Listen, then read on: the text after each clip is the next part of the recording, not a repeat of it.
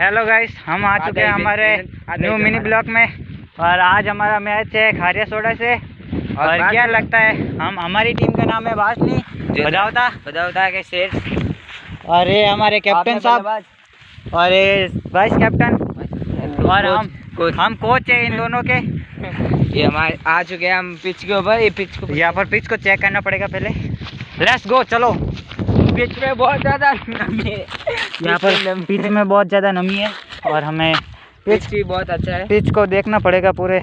Pitch में थोड़ी सी प्यास और यहाँ पर हमें लगता है इधर से, हाँ इधर विकेट नहीं है, हमें लगाना पड़ता है विकेट इधर से। ओके, हमें हमारी बाउंड्री 500 मीटर की बाउंड्री है यहाँ पर। और ये परमेश्वर बॉलिंग एक्शन, कैच। यहाँ पर कोच साहब बॉल जलाते हुए वापस से कैच। और यहाँ पर कुलदीप बहुत अच्छी फील्डिंग और ओवर थ्रो। और यार